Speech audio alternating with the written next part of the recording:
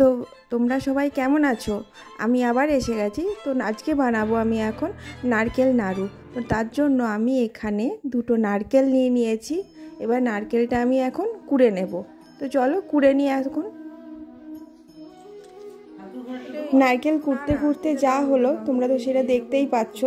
তো আমার এটা নারকেলটা ভেঙে গেছে, নারকেল কুড়ুনিটা। তো আমাকে এবারে অন্য একটা ব্যবস্থা করতে হবে। মানে আমি এবারে নিয়ে নেবো একটা বটি।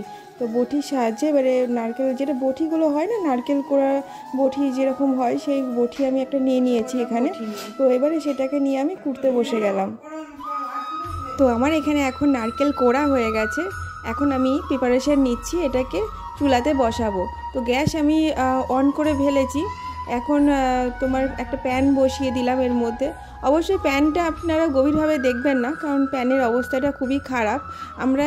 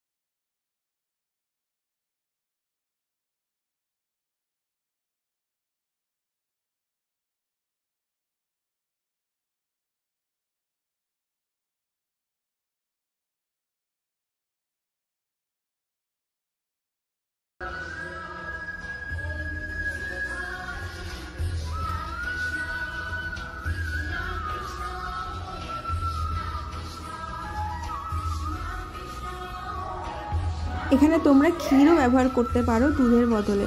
তো আমার কাছে ক্ষীর অ্যাভেলেবেল ছিল না, তো তার জন্য আমি এখানে নিয়ে নিয়েছি দুধ। তো দুধটাকে মেরে মেরে আমি একটু ক্ষীর বানাবো। এতে সময়টা বেশি লাগে, ক্ষীর দিলে হয়তো সময়টা অনেকটাই কম লাগে, কারণ নারকেল নাড়ু বানাতে অত্যাধিক সময় লাগে না, খুব অল্প সময়ের মধ্যেই বানানো হয়ে যায়।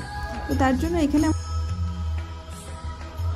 এখানে নারকেল নাড়ুটা অবশ্যই আমার মা পেছন থেকে বলে বলে দিচ্ছিল, আর আমি করছিলাম। তো মাকে জিজ্ঞাসা না করে একটা বিশাল বড় ভুল করে ফেলেছি। তোমরা এই ভুলটা কখনোই করবে না। চিনিটা আমি আগে দিয়ে ফেলেছি। তো তার জন্য যে সময়টা মানে আমার হয়তো আধ ঘন্টা সময় লাগতো নারকেল নাড়ুটা বানাতে, সেই জায়গায় আমার প্রায় 1 ঘন্টা সময় লেগে গেছে। কারণ চিনি দিলে সহজে দুধটা শুকাতে চায় না। এই ভুলটা তোমরা করবে না। এভাবে দুধ দিয়ে বানাতে হলে চিনিটা একদম দুধটা শুকিয়ে যাওয়ার পর তারপরে তোমরা চিনি দেবে।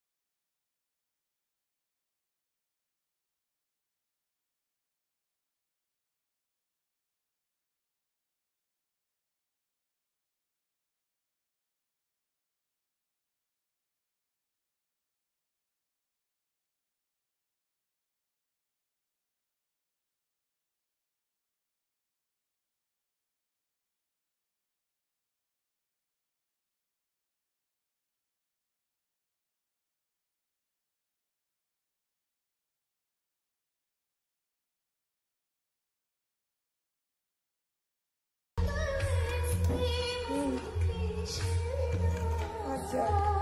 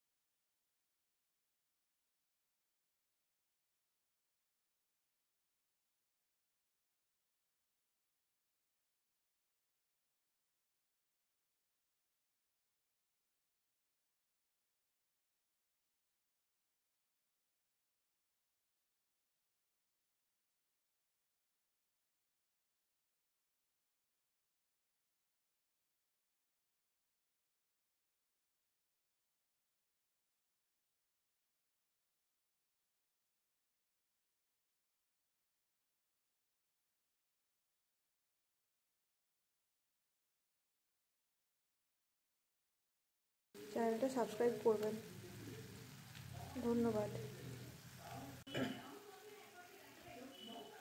খুবই অসুবিধা হচ্ছে, একা হাতে ক্যামেরা ধরতে, একা হাতে জিনিসটা বানাতে, তাই থেকে থেকে থেকে থেকে আমি দেখাচ্ছি। গ্যাসটা বন্ধ করে দিয়েছি, এবার একটু ঠান্ডা হলে জিনিসটা আমরা পাকিয়ে নেব।